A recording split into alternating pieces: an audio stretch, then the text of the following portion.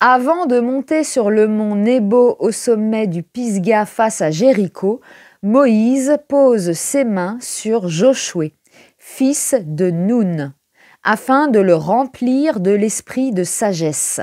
À l'aide du témoignage de l'arche, Josué franchit le Jourdain et s'empare plus tard de Jéricho en 1400 avant Jésus-Christ. Il délivre la grande ville de Gabaon, assiégée par les Amoréens. Le soleil s'immobilisa au-dessus de Gabaon et la lune au-dessus du val d'Ajalon, dit la Bible.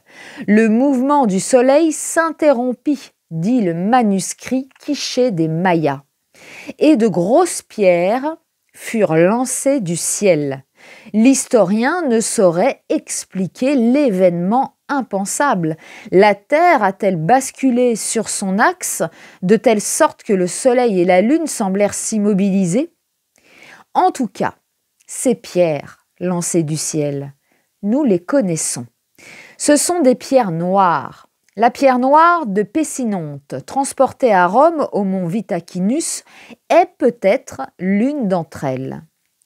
Ces pierres auraient la propriété de flotter sur l'eau.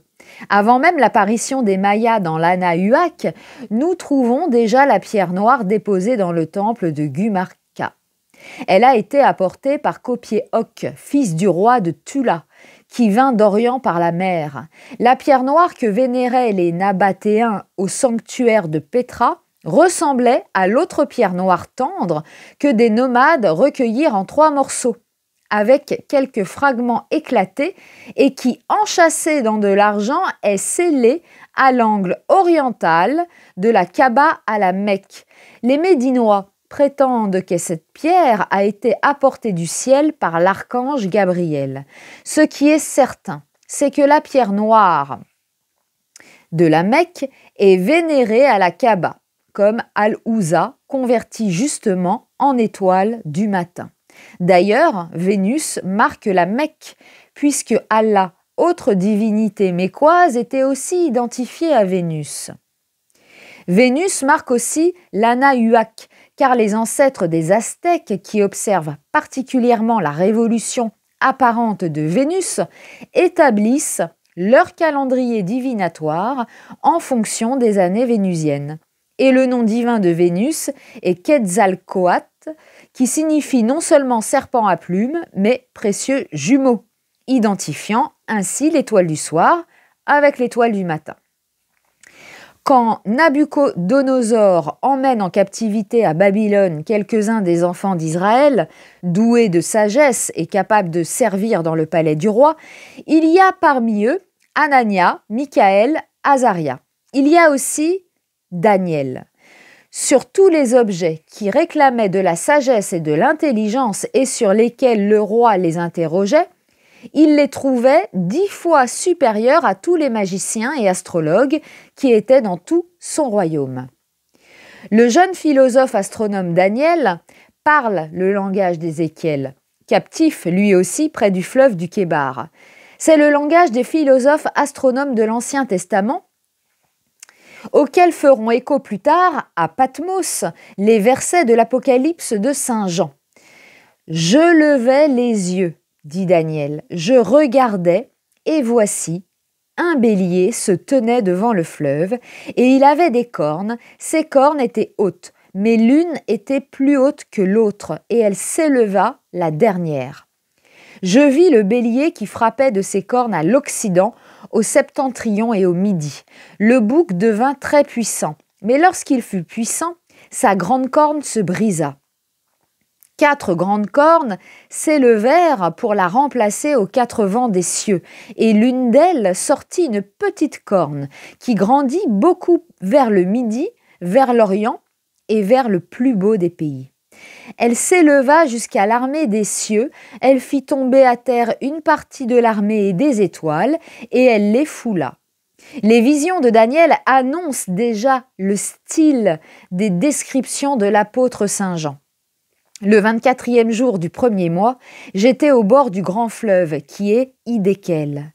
Je levai les yeux, je regardai, et voici qu'il y avait un homme vêtu de lin, et ayant sur les reins une ceinture d'or. Son corps était comme de chrysolite, son visage brillait comme l'éclair, ses yeux étaient comme des flammes de feu, ses bras et ses pieds ressemblaient à de l'airain poli, et le son de sa voix était comme le bruit d'une multitude.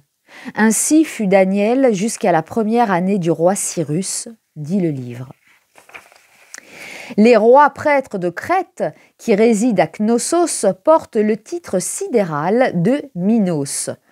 Outre le sceptre et la double hache, ils adoptent l'emblème de la fleur de lys que leur emprunteront plus tard les rois de France.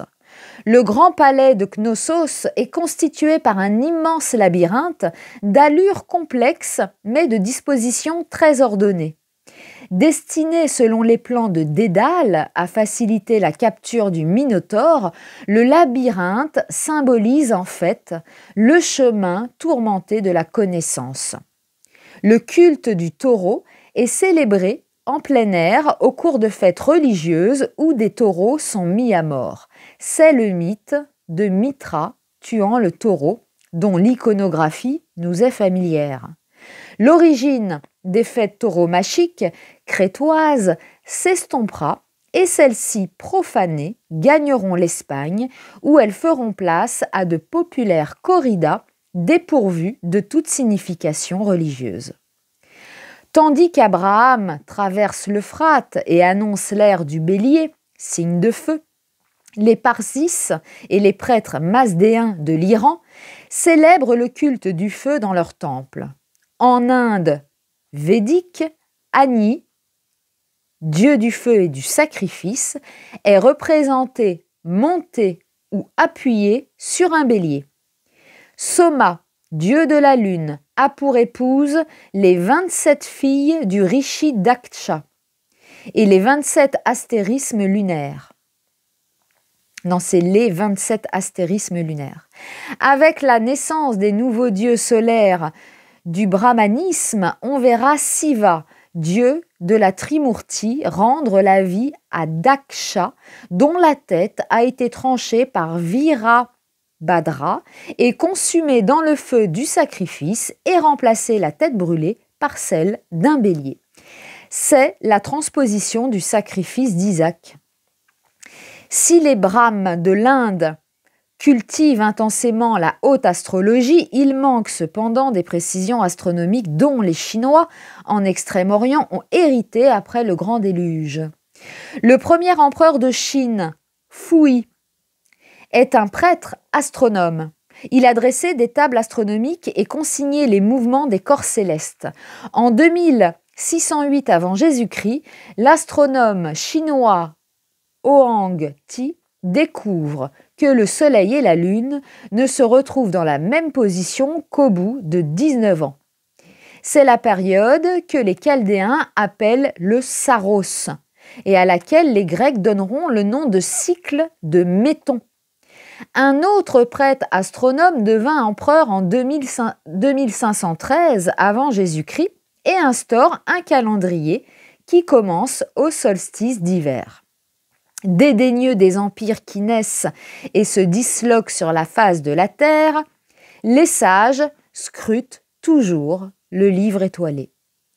L'entrée du soleil dans le signe des poissons n'annonce pas seulement l'avènement d'une nouvelle ère zodiacale, elle coïncide aussi astronomiquement avec le commencement d'un nouveau cycle solaire.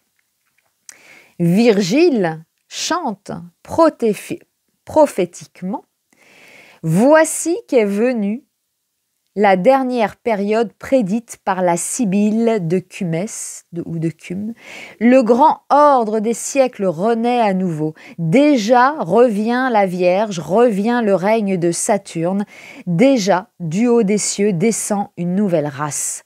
Ô toi, chaste Lucine, daigne seulement protéger l'enfant naissant, qui mettra fin aussitôt au siècle de fer et fera surgir dans le monde entier la génération de l'âge d'or. Déjà règne ton frère Apollon. » Cet enfant vivra de la vie des dieux, et il verra les héros mêlés aux divinités, et lui-même, il sera vu parmi eux, et il régira le monde pacifié par les vertus de son Père. 3 sectes juives se partagent l'héritage sacré d'Israël quand les prêtres astronomes de Palestine considèrent la prochaine entrée du soleil dans le nouveau signe zodiacal. Ce sont les pharisiens, les sadducéens et les esséniens. Les sadducéens sont les fidèles observants de la seule loi écrite hébraïque. Les pharisiens, en réalité les pérouchim, qui veut dire les séparés, acceptent les traditions de la loi orale qui seront recueillies plus tard dans la Mishnah et les 2 Talmuds. Mais la secte juive des Esséniens demeure mystérieuse. Leur grand conseil se compose symboliquement de 12 membres. Les Esséniens adressent leurs prières au soleil. Leur formule magique invoque le Dieu des Hébreux, Jésus Nazaréen, l'épithète de Nazaréen désignant un ascète d'une secte solaire et non un habitant de la mythique Nazareth, ville inexistante à l'époque. Les Esséniens élaborent en secret, près de Qumran, les fondements du christianisme solaire. Mais la secte interdit avant toute chose de transgresser un seul point de la loi de Moïse, sous peine de bannissement perpétuel. C'est ce que confirmera bientôt Jésus. « Ne croyez pas que je sois venu pour abolir la loi et les prophètes. Je suis venu non pour abolir, mais pour accomplir. » La naissance du christianisme coïncide avec l'entrée du soleil dans le signe des poissons. Symbole de la nouvelle religion, le poisson est le signe de reconnaissance des premiers chrétiens. Il est inscrit dans les catacombes. Ce signe du zodiaque correspond à l'élément eau. C'est dans les eaux du Jourdain que Jésus est baptisé par Jean-Baptiste. La scène secrète qui figure dans les écritures cathares nous décrit avec précision le signe des poissons au tout début du texte. Et continuant sa route vers le bas, lit-on, dans la version de Carcassonne, il trouva l'ange qui tenait les eaux et lui dit « Ouvre-moi les portes des eaux », et l'ange les lui ouvrit. Passant outre, il trouva toute la face de la terre couverte par les eaux. Il parvint sous la terre et vit 2 poissons qui étaient allongés au-dessus des eaux. Ils étaient comme 2 bœufs joints ensemble pour labourer. Et sur l'ordre du Père invisible, ils tenaient toute la terre, se couchant du couchant au levant. Le hiéroglyphe des poissons est nettement lisible. Considéré comme graphisme hydrodynamique, le hiéroglyphe des poissons représente le phénomène d'intensité correspondant à la transformation du sens du courant. L'Antéchrist, Jean-Baptiste, prêche en Galilée. Il vint après moi celui qui est plus puissant que moi, car celui qui baptise d'eau est bien l'Antéchrist, celui qui précède le Christ.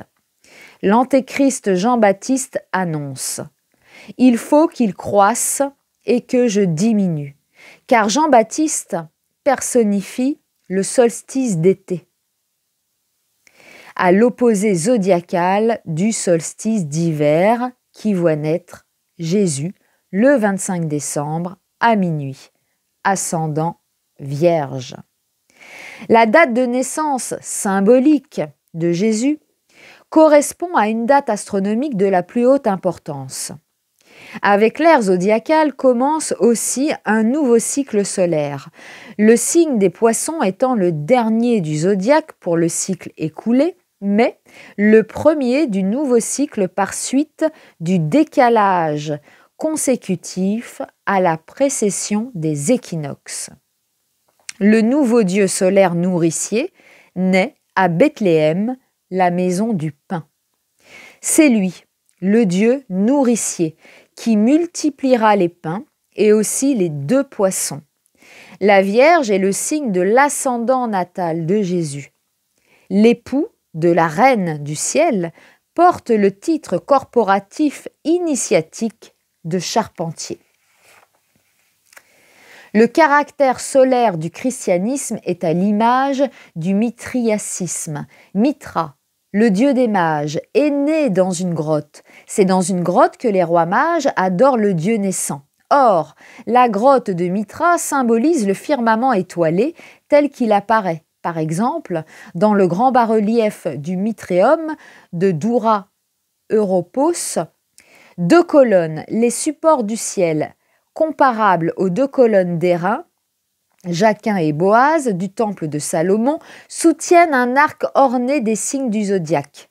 Un escalier à 7 marches conduit au cœur du Mitréum. Le christianisme solaire possède les mêmes fondements, mais il aura son propre langage. Livre astrologique par excellence, l'Apocalypse de l'apôtre astronome Jean est le plus édifiant des documents chrétiens. La figure solaire de Jésus, fils d'homme, fils de l'homme, fils de Dieu, est placée bien en évidence dans son contexte planétaire. Je me tournais pour connaître quelle était la voix qui me parlait, et après m'être retourné, je vis 7 chandeliers d'or, et au milieu des 7 chandeliers, quelqu'un qui ressemblait à un fils d'homme. Les 7 planètes sont non seulement évoquées dans leur système, elles apparaissent autour d'un milieu commun, mais ce milieu, le soleil autour duquel elles gravitent, est identifié sans hésitation avec un fils d'homme. La description de ce fils d'homme est d'ailleurs peu équivoque. Ses yeux étaient comme une flamme de feu, ses pieds étaient semblables à de l'airain ardent, comme s'il eût été embrasé dans une fournaise. Il avait dans sa main droite 7 étoiles. Son visage était comme le soleil lorsqu'il brille dans sa force. Les précisions et les répétitions reviennent à chaque verset de l'Apocalypse. Voici ce que dit celui qui tient les 7 étoiles dans sa main droite, celui qui marche au milieu des 7 chandeliers d'or. L'apôtre confirme aussitôt l'identification du soleil avec le Fils de Dieu. Voici ce que dit le Fils de Dieu, celui qui a les yeux comme une flamme de feu et dont les pieds sont semblables à de l'airain ardent. C'est bien la même description que celle de qui est appelé précédemment un fils d'homme. D'ailleurs, que dit le Fils de Dieu, quelques versets plus loin, à celui qui vaincra? Et je lui donnerai l'étoile du matin. Puis il dit, voici ce que dit celui qui a les 7 esprits de Dieu et les 7 étoiles. Et il dit encore, voici ce que dit le Saint, le véritable, celui qui a la clé de David. Voici ce que dit l'Amen, le témoin fidèle et véritable, le commencement de la création de Dieu. J'ai mis devant toi une porte ouverte que personne ne peut fermer. Au paragraphe suivant, Jean nous dit, une porte était ouverte dans le ciel. Et voici, poursuit l'apôtre ésotériste, qui va user insensiblement du symbolisme zodiacal des pierreries, il y avait un trône dans le ciel. Et sur ce trône, quelqu'un était assis. Celui qui était assis avait l'aspect d'une pierre de jaspe et de sardoine, et le trône était environné d'un arc-en-ciel semblable à de l'émeraude. L'apôtre insiste encore. Devant le trône brûlent 7 lampes ardentes, qui sont les 7 esprits de Dieu. Il y a encore devant le trône comme une mer de verre, semblable à du cristal. 2 grands signes parurent dans le ciel, nous dit plus loin l'apôtre astrologue. Ce fut d'abord une femme enveloppée du soleil, la lune sous ses pieds, et une couronne de 12 étoiles sur sa tête. Il dit aussi un grand dragon rouge, ayant 7 têtes et 10 cornes, et sur ses têtes 7 diadèmes. Sa queue entraînait le tiers des étoiles du ciel et les jetait sur la terre. Ici, l'apôtre Jean parle en clair, et pas en éclair, il parle en clair. Le dragon rouge, considéré par les philosophes astronomes de l'Extrême-Orient comme le gardien de la haute science, correspond à une interprétation du sens des nœuds ascendant et descendant de la Lune. La signification astronomique du dragon est connue même en géomancie. La queue du dragon, 6e figure géomantique selon Robert Fludd, se rapporte au signe zodiacal du Sagittaire. D'ailleurs, l'ange dit « Pourquoi t'étonnes-tu » Et quel philosophe astronome s'étonnerait des paroles finales de l'Apocalypse, paroles finales aussi du Nouveau Testament dont on retrouve le ton dans le fameux quatrain non numéroté, le seul qui soit en latin, est placé en tête de la centurie 7 des prophéties de Nostradamus. Que tous les astrologues, les morveux et les barbares s'éloignent de ce livre, avertissait curieusement le voyant de salon. L'auteur de l'Apocalypse avait donné l'exemple. Dehors les chiens, les enchanteurs, les impudiques, les meurtriers, les idolâtres et quiconque aime et pratique le mensonge. Moi, Jésus, j'ai envoyé mon ange pour vous attester ces choses dans les églises. Je suis le rejeton et la postérité de David, l'étoile brillante du matin.